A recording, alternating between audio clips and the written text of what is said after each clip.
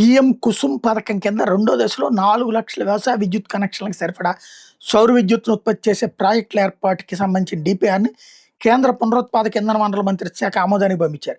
ఈ పథకం కింద ఫీడర్ల దగ్గర మినీ సౌర విద్యుత్ ప్రాజెక్టులను ఏర్పాటు చేయడం ద్వారా 2,000 మెగావాట్ల సౌర విద్యుత్ అందుబాటులోకి వస్తుందని అంచనా వేస్తున్నారు. ఈ ప్రాజెక్టులను 2027-28 నాటికి ఉత్పత్తిలోకి తేవాలని అధికారులు భావిస్తున్నారు.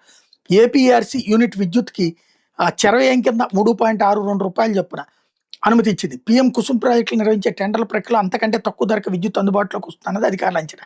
ఈ పథకం కింద మొదటి దశలో 1,185 మెగావాట్ల ప్రాజెక్టులకు నిర్వహించే టెండర్లో యూనిట్ విద్యుత్ సగటు రూ. 3.17 అందుబాటులోకి వచ్చింది. ఈ ప్రకారం ఏపీఆర్సీ అనుమతించిన ధరకు పీఎం కుసుమ్ ప్రాజెక్టు నుంచి వచ్చే విద్యుత్ సగటు ధరకు మధ్య వ్యత్యాసం మేరకు ప్రభుత్వం భరించే సబ్సిడీలో భారీగా మిగిలే అవకాశం ఉంది అన్నటువంటిది ఈనాడు రాసుకొచ్చింది. మంచిదే. ఇక్కడ సోలార్ పంప్ సెట్లు అన్నటువంటిది బాబు గారు చేయగలరు.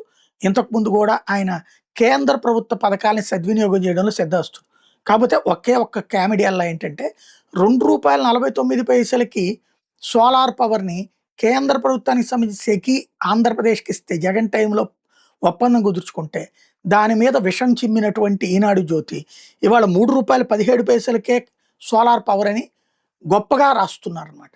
అప్పుడు అలా బూతులు రాసి అబద్ధాలు చెప్పి ప్రజల్ని మోసం చేస్తారు. ఇప్పుడు నిజాలు చెప్పి ప్రజల్ని మోసం చేస్తున్నారు.